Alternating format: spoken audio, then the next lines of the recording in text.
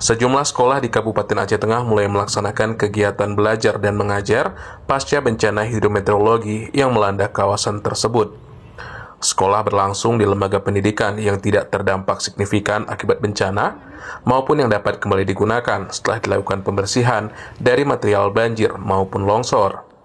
Seperti halnya di SD Negeri 9 Kebayakan yang berada di Kampung Mendali, Kecamatan Kebayakan, kondisinya mulai dapat digunakan setelah sempat tertimbun lumpur setinggi 1 meter. Kendati demikian, sebut Kepala Sekolah Saina Ningsih, pelajaran belum dapat dilakukan secara normal, mengingat sebagian siswa dan guru belum hadir karena masih berada di lokasi pengungsian. Alhamdulillah, kondisi sekolah sebelum bencana, keadaan bersih, tidak ada tanah sama sekali. Tapi setelah bencana, kelas dari kelas 1 sampai kelas 6 semua masuk lumpur setinggi 1 meter, bangku sudah tidak nampak lagi, sehingga kami dalam proses belajar ini banyak mengalami yang sangat menyedihkan lah Pak. Lebih kurang 14 hari para TNI, relawan, Bapak Ismet juga datang kemari untuk memantau sekolah kami.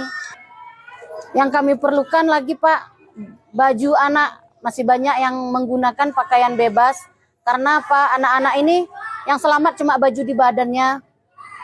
Anak yang mengungsi ada yang selamat baju tapi tidak bisa digunakan lagi Pak, karena sudah terendam, butuh waktu membersihkannya tapi tidak terpakai lagi Pak. Baju, tas, sepatu, pokoknya keperluan sekolah sangat kami butuhkan. Sementara itu, beberapa siswa mengaku senang karena sudah dapat kembali ke sekolah dengan mengikuti kegiatan trauma healing bersama relawan dari Kampung Dongeng. Mereka berharap aktivitas belajar dapat kembali berlangsung seperti sebelum bencana, walaupun sebagian dari mereka kehilangan perlengkapan sekolah seperti tas, alat tulis, maupun baju seragam. Semoga bisa senang bisa masuk sekolah lagi. Untuk peralatan baju apa segala macamnya gimana? Kalau aku udah hanyut. Udah hanyut. Iya, Ada lagi ya? Adik? Alhamdulillah masih ada. Adik. Untuk tinggal rumah seperti apa?